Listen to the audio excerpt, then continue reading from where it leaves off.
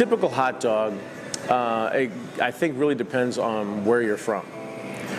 If you're from New York, a typical hot dog is spicy mustard and sauerkraut and maybe onions and sauce. If you're from Chicago, a typical hot dog is mustard, tomatoes, onions, relish, pickle, sport peppers, and celery salt on a poppy seed bun. A lot of people, it's just mustard. For us, or for me particularly, a typical hot dog is anything you like on it. There are no rules. My name is Will Brown. I'm the owner of New York Dawg Pound. Well, I've been in the restaurant business for over 25 years, mostly managing restaurants, but also working from the kitchen as a cook, as a server. Been several different kinds of restaurants, full service, quick service. Got laid off during the recession. And then a friend of mine said, hey, let's open up our own restaurant. And at first I said, nope.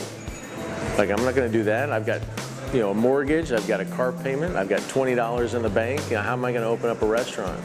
But then he said, do you wanna work again for somebody that can change your life in 10 seconds or less? No, I don't. So we met the next day, and as they say, the rest is history. We started working on the business in 2009. We actually opened our doors December 20th of 2010. We focused on the dog. We found the best hot dog that you can get. We also found the best way to cook a hot dog, which is over on a flat top grill. Our buns are fresh baked for us every day. They're a good sized bun too. And it's got a lot of flavor to them. It's not something you would find in the store. And right there, that has to be the foundation of the hot dog. The Nathan's hot dogs, if you look at any kind of national taste test, they pretty much win every single taste test every time.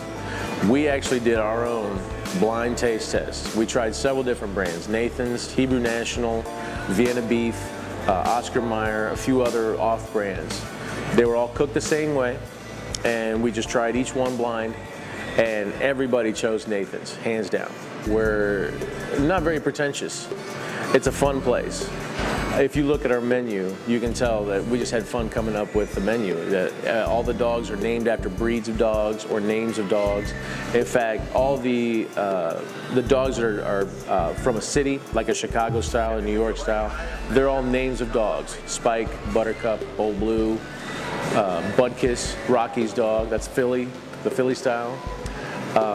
And then, of course, dogs that come from like regions are named after breeds. Like Chihuahua, it's a Mexican style, so it's named after a Mexican dog, Chihuahua. The Doberman, German style with sauerkraut, spicy mustard. The spicy dog, the fire dog, is a Dalmatian. It's a fire dog.